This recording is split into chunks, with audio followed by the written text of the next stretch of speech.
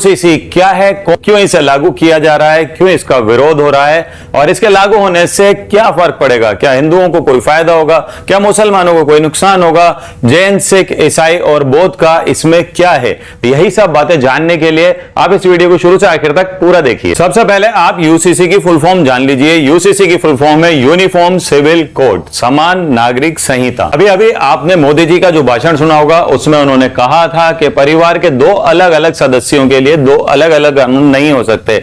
अगर ऐसा होता है कि परिवार में, एक ही परिवार में दो अलग अलग सदस्य हैं और दोनों के लिए अलग अलग कानून है, तो वो परिवार किस तरह से तरक्की करेगा। यूनिफॉर्म सिविल कोड का अर्थ एक निष्पक्ष कानून है जिसका किसी धर्म से कोई ताल्लुक नहीं होता।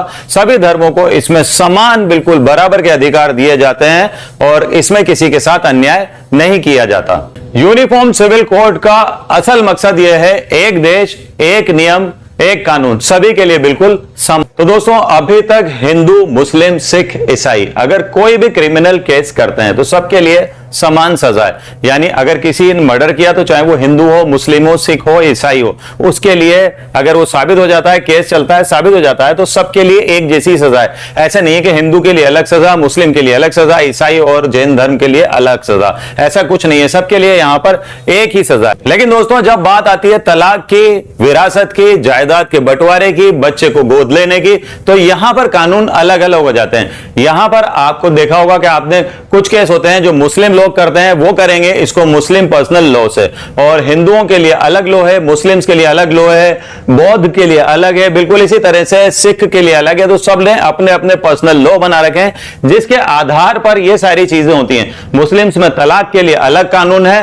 और हिंदूज के लिए अलग कानून है। इसी तरह से जायदाद का बंटवारे के लिए भी अलग अलग कानून है। मुस्लिम्स के लिए अलग कानून है, हिंदू के लिए अलग कानून है। तो यूसीसी जो आ रहा है, यूनिफॉर्म सिविल कोड, इसके जरिए क्या होगा कि समान नागरिक, सभी धर्म के लोगों के लिए एक ही कानून बन जाएगा।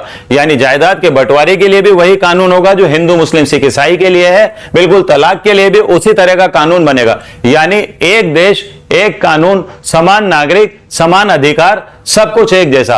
अगर आप चोरी डकैती करते हो या जायदाद का बंटवारा करते हो, आपके लिए, सभी के लिए, हिंदू, मुस्लिम, सिख, ईसाई, सभी के लिए एक जैसा कानून, एक जैसी सजा। दोस्तों, अभी तक सिर्फ गोवा एक ऐसा राज्य है जहां पर यूसीसी 1961 से, जब से पुर्तगाल सरकार आई है तब से अभी तक वहां पर लागू है। गोवा ने सबसे पहले यूसीसी कानून को लागू किया है। देश में अगर किसी भी नागरिक के साथ धर्म, जाति, रंग, रूप के आधार पर अगर उससे भेदभाव किया जाता है या उसके अधिकारों का हनन किया जाता है तो यूसीसी के तहत उसे रोका जाएगा। दोस्तों, इसका एक बहुत बड़ा फायदा यह होगा कि सुप्रीम कोर्ट ने यूसीसी को लागू करने के लिए इसलिए भी कहा है क्योंकि जो न्यायपालिका में जो केस पेंडिंग है, क्योंकि कुछ केस मुस्लिम पर्सनल लॉ की वजह से हो गए, कोई हिंदू पर्सनल लॉ की वजह से हुए हैं, अलग अलग पर्सनल लॉ की वजह से केस हुए हुए हैं और उसकी वजह से केस पेंडिंग है। जब एक देश एक कानून और एक ही तरह का सबका फैसला होगा तो जो केस पेंडिंग है वो भी निपट जाएंगे और जो आने वाले केस हैं उनके फैसले भी जल्दी जल्दी हुआ करेंगे।